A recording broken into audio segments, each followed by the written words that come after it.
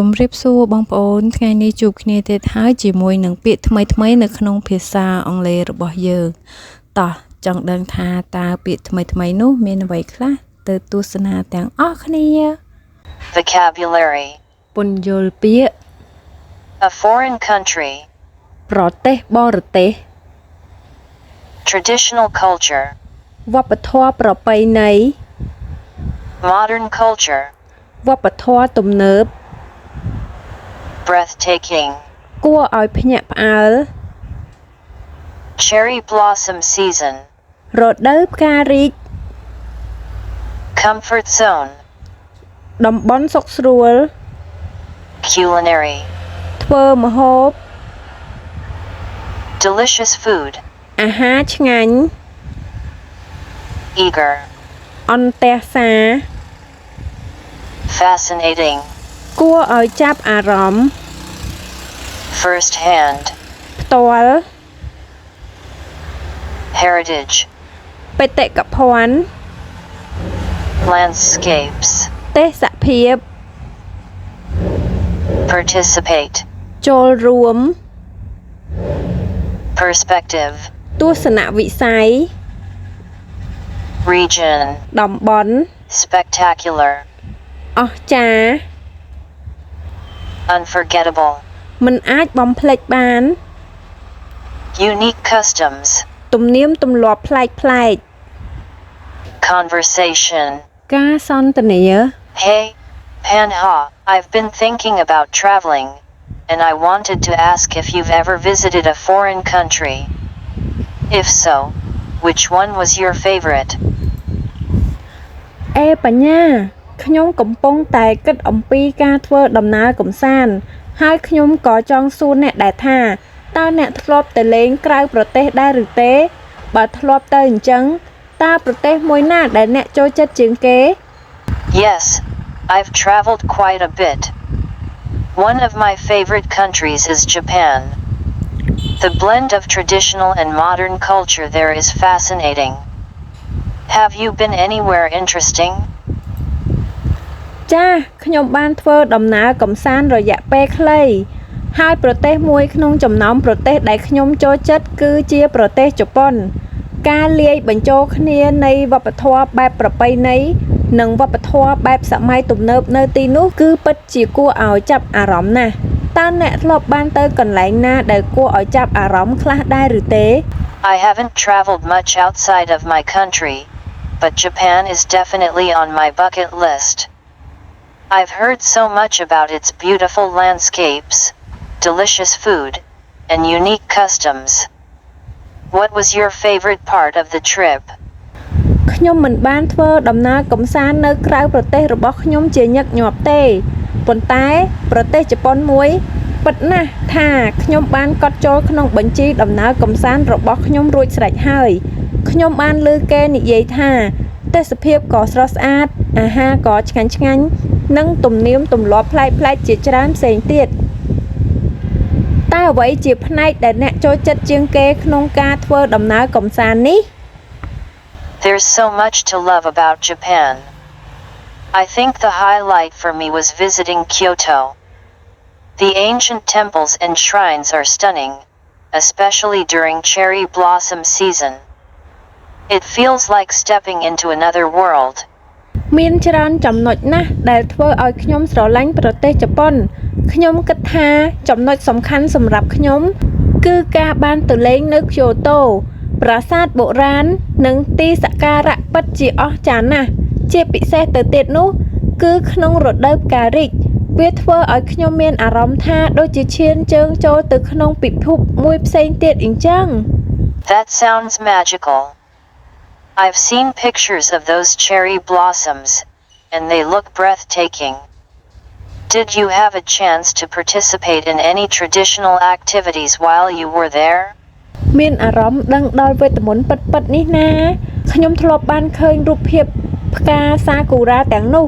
ហើយមើលទៅវាពិតជាគួរឲ្យភ្ញាក់ផ្អើលមែនតើអ្នកមានឱកាសចូលរួមបញ្ចេញសកម្មភាពប្រពៃណីណាមួយពេលដែលអ្នកនៅទីនោះដែរទេ Absolutely. I attended a tea ceremony, which was such a serene experience. The attention to detail and the calmness of the ritual were beautiful. It gave me a deeper appreciation for Japanese culture. Have you thought about what activities you'd want to do in Japan? ពិតជាបានខ្ញុំបានចូលរួមក្នុងពិធីផឹកទឹកតែដែលជាបទពិសោធន៍ដ៏ស្ងប់ស្ងាត់មួយការយកចិត្តទុកដាក់ចំពោះព័ត៌មានលម្អិតនិងភាពស្ងប់ស្ងាត់នៃពិធីសាសនាគឺស្រស់ស្អាតវាផ្ដល់ឲ្យខ្ញុំនូវការដឹងគុណយ៉ាងជ្រាលជ្រៅចំពោះវប្បធម៌ជប៉ុនតើអ្នកបានគិតអំពីសកម្មភាពអ្វីខ្លះដែលអ្នកចង់ធ្វើនៅប្រទេសជប៉ុនទេ I'd love to try a traditional tea ceremony too. I'm also really interested in experiencing a matsuri, or festival. The energy, food, and colorful decorations during those celebrations seem so vibrant. ខ្ញុំចង់សាកពិធីផឹកទឹកតែបែបប្រពៃណីដែរខ្ញុំក៏ចាប់អារម្មណ៍នឹងបទពិសោធន៍ Matsuri. ឬពិធីបុណ្យផងដែរថាមពលអាហារនិងការតុបតែងចម្រុះពណ៌ក្នុងអំឡុងពេលប្រារព្ធពិធីនោះហាក់ដូចជារស់រវើកណាស់ Yes, the Matsuri are incredible. I was lucky enough to witness the Jun Matsuri in Kyoto, which is one of the most famous festivals. The floats, music, and traditional costumes were spectacular. It was a great way to see the community come together. ចា Matsuri គឺពិតជាមិនគួរឲ្យជឿខ្ញុំមានសំណាងណាស់ដែលបានឃើញនៅ Kyoto ដែលជាពិធីបុណ្យដ៏ល្បីល្បាញបំផុតមួយការអណ្ដែតតន្ត្រីនិងសម្លៀកបំពាក់ប្រពៃណីគឺអស្ចារ្យណាស់វាជារឿងដ៏ល្អមួយដែលបានឃើញមនុស្សក្នុងសហគមន៍មកលេងជាមួយគ្នាបែបនេះ That sounds like an unforgettable experience. Japan has such a rich cultural heritage. I'm also curious about the cuisine. What was your favorite dish? ស្ដាប់ទៅវាពិតជាបទពិសោធន៍ដែលមិនអាចបំភ្លេចបានពិតមែនប្រទេសជប៉ុនមានបេតិកភណ្ឌវប្បធម៌ដ៏សម្បូរបែបខ្ញុំក៏ចង់ដឹងអំពីមុខម្ហូបខ្លះៗដែរតើម្ហូបអ្វីដែលអ្នកចូលចិត្តជាងគេ I have to say, trying authentic sushi in Japan was a game changer for me. The freshness of the fish is unmatched. I also loved ramen from a local shop. It was comforting and packed with flavor. Did you have any particular cuisine you're excited to try when you travel? ខ្ញុំអាចនិយាយបានថាការដែលបានភ្លក់ស៊ូស៊ីរសជាតិដើមរបស់ជប៉ុនគឺពិតជាឆ្ងាញ់ខ្លាំងណាស់នឹងធ្វើឲ្យខ្ញុំរឹតតែទោទន់ទៅលើអាហារនេះត្រីស្រស់ៗវិញគឺមានរសជាតិសាហាវមិនអាចមានអ្វីប្រៀបផ្ទឹមបានទេហើយខ្ញុំក៏ចូលចិត្តរ៉ាមែនរបស់ហាងក្នុងស្រុកដែរវាមានផាសុកភាពនិងពោពេញទៅដោយរសជាតិតើសម្រាប់អ្នកវិញមានមុខម្ហូបពិសេសណាមួយដែលអ្នករំភើបចង់សាកល្បងពេលអ្នកធ្វើដំណើរដែរឬទេ I'm definitely excited about sushi and ramen. But I also want to try street food. I've heard that the stalls in places like Osaka offer amazing takoyaki and okonomiyaki. It sounds like a great way to experience local flavors. ខ្ញុំពិតជារំភើបចិត្តចំពោះស៊ូស៊ីនិងរ៉ាមែនប៉ុន្តែខ្ញុំក៏ចង់សាកល្បងអាហារតាមផ្លូវដែរខ្ញុំបានឮថាតូបនៅកន្លែងខ្លះក្នុងអូសាកាផ្ដល់តាកូយ៉ាគីនិងអូកូណូមីយ៉ាគីដ៏អស្ចារ្យស្ដាប់ទៅដូចជាទំនងណាស់បើបានដើរភ្លក់អាហារដែលមានឱជារសក្នុងស្រុកគេនេះ You're going to love it. Street food in Japan is not only delicious but also a big part of the culture. Each region has its specialties, and trying them is like going on a culinary adventure. អ្នកពិតជាឲ្យអ៊ុយមិនខានអាហារតាមចិញ្ចើមផ្លូវនៅក្នុងប្រទេសជប៉ុនមិនត្រឹមតែមានរសជាតិឆ្ងាញ់ប៉ុណ្ណោះទេប៉ុន្តែក៏ជាផ្នែកមួយដ៏ធំនៃវប្បធម៌ផងដែរតំបន់នីមួយៗមានជំនាញរបស់វាហើយការសាកល្បងវាប្រៀបដូចជាដំណើរផ្សងព្រេងនៃការធ្វើម្ហូបដែរ I can't wait. Speaking of culture, how did you find the people there? I've heard they're incredibly polite and welcoming. ខ្ញុំមិនអាចរងចាំបានទេ បើនិយាយពីវប្បធម៌តើអ្នកអាចរកឃើញមនុស្សនៅទីនោះដោយរបៀបណាដែរខ្ញុំបានឮថាពួកគេគួរឲ្យគោរពនិងស្វាគមន៍យ៉ាងគួរឲ្យជឿជាក់ They really are. The Japanese people are known for their hospitality, or omotenashi. Even in busy cities like Tokyo, I felt a sense of warmth and respect everywhere I went. It made my experience even more enjoyable. គេពិតជាបែបនោះមែនប្រជាជនជប៉ុនត្រូវបានគេស្គាល់ថាជាបដិសណ្ឋារកិច្ចរបស់ពួកគេឬ Omotenashi សូម្បីតែនៅក្នុងទីក្រុងដ៏មមាញឹកដូចជាតូក្យូខ្ញុំក៏នៅមានអារម្មណ៍ដល់ភាពកក់ក្ដៅនិងការគោរពគ្រប់ទីកន្លែងដែលខ្ញុំបានទៅដល់វាធ្វើឲ្យបទពិសោធន៍របស់ខ្ញុំកាន់តែរីករាយថែមទៀត That's reassuring to hear. I always worry about language barriers when traveling. Did you find it difficult to communicate? បានស្ដាប់ហើយពិតជាកក់ក្ដៅមែនខ្ញុំតែងតែបារម្ភអំពីឧបសគ្គក្នុងការនិយាយភាសានៅពេលធ្វើដំណើរតើអ្នកពិបាកក្នុងការទំនាក់ទំនងជាមួយពួកគេទេ A little bit, but many signs are in English, and most younger people speak at least some English. Plus, they appreciate it when you try to speak Japanese, even just basic phrases.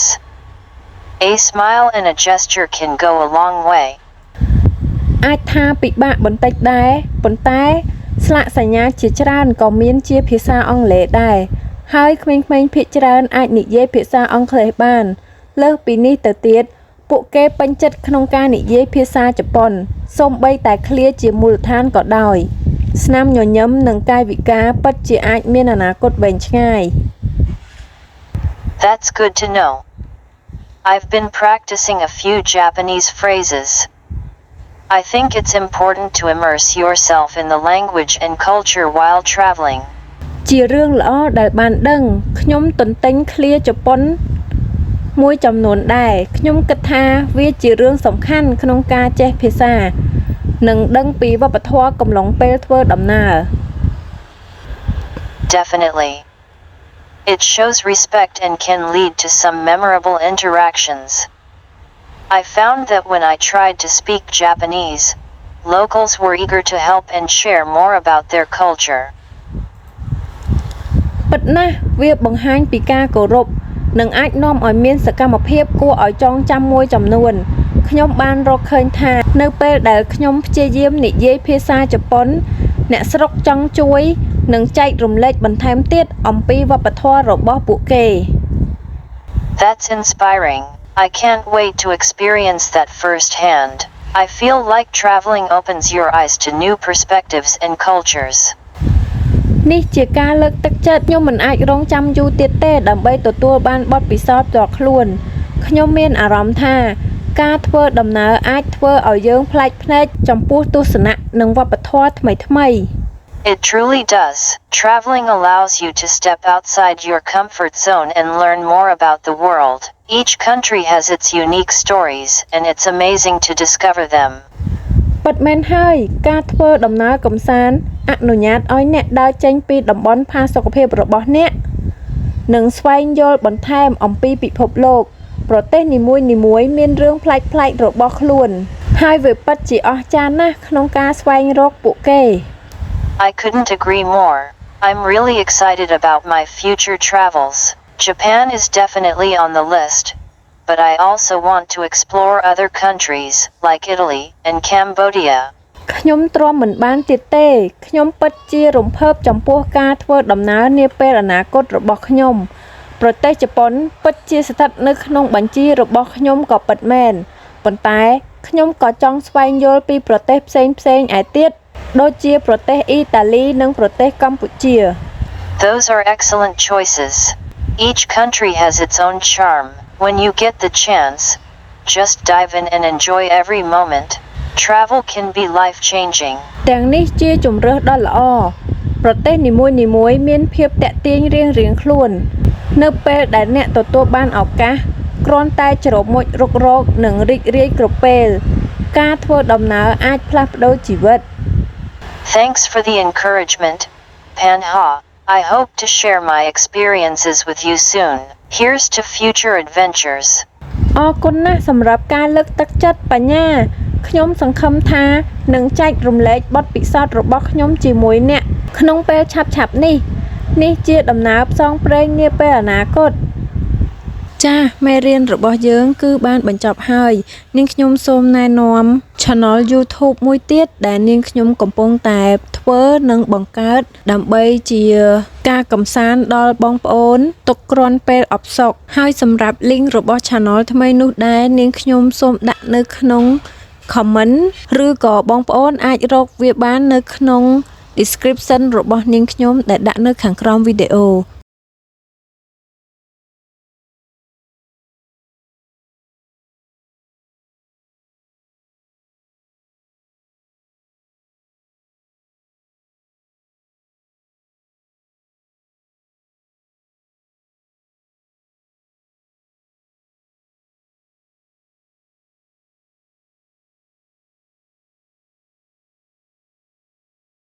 វីដេអូមេរៀនរបស់យើងបានមកដល់ទីបញ្ចប់ហើយសូមអរគុណដល់បងប្អូនដែលចូលចិត្តទស្សនានិងចូលចិត្ត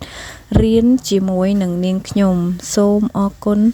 សូមជួយចុច Subscribe និងចុចសញ្ញាកណ្ដឹងចុច Like និងបើសិនជាបងប្អូនមានចម្ងល់អ្វីផ្សេងៗបងប្អូនអាចធ្វើការ comment ឬក៏ email មកកាន់នាងខ្ញុំដើម្បីនាងខ្ញុំធ្វើការស្រាវជ្រាវនិងចែករំលែកនៅចំណេះដឹងថ្មីៗជូនបងប្អូនជាបន្តបន្ទាប់សូមអរគុណសូមជម្រាបលា